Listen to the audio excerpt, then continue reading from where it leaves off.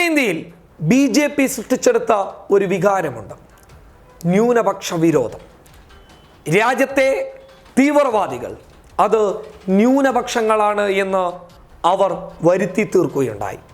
ആ വലിയ വികാരത്തെ ഏറ്റെടുത്ത് മുന്നോട്ട് വരുന്ന ജനക്കൂട്ടത്തെ നമ്മൾ ഉത്തരേന്ത്യയിൽ കണ്ടതാണ്. ആ വികാരത്തെ മുന്നിൽ കൊണ്ടു നടക്കുന്ന എത്രയോ വിദ്യാർത്ഥി ലോകമുണ്ട്. ആ നേർസാക്ഷ്യമായിരുന്നു ഇന്ത്യ ടിവിയുടെ ചാനൽ പരിപാടിയിൽ നമുക്ക് കാണാൻ വേണ്ടി സാധിച്ചത്. ആ ചാനൽ പരിപാടിയിൽ ഒവൈസിയോട് ഒരു പെൺകുട്ടി ഒരു ചോദ്യം ചോദിക്കുന്നു. എല്ലാ തീവ്രവാദികളും മുസ്ലിങ്ങളാണല്ലോ, ഇതെങ്ങനെ സംഭവിക്കുന്നു എന്നുള്ളതാണ് ഒവൈസിയോട് ആ പെൺകുട്ടി ചോദ്യം ചോദിക്കുന്നത്. എന്നാൽ ഇതിന് വളരെ വ്യക്തമായ വസ്തുതാപരമായ മറുപടി ഒവൈസി നൽകുന്നുമുണ്ട്. മഹാത്മാഗാന്ധിജിയെ കൊന്നത് മുസ്ലിമാണോ? ഇന്ദിരാഗാന്ധിയെ കൊന്നത് മുസ്ലിമാണോ?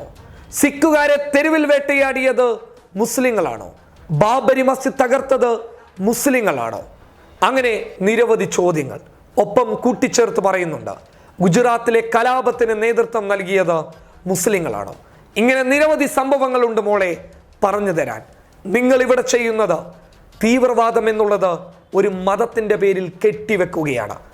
ആ ചോദ്യമാണ് നിങ്ങളിൽ നിന്ന് കടന്നു വന്നിട്ടുള്ളത്. തെറ്റ് തന്നെയാണ്.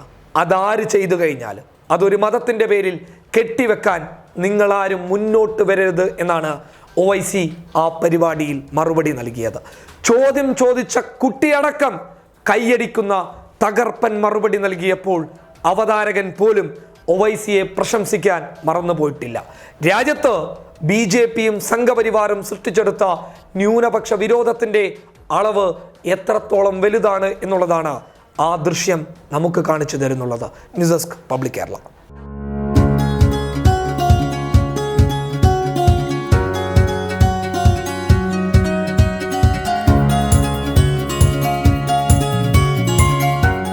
ഇനി സേവനങ്ങൾ വിരൽത്തുമ്പിൽ. Bismi home nursing service, Anangoor, Kasaragod.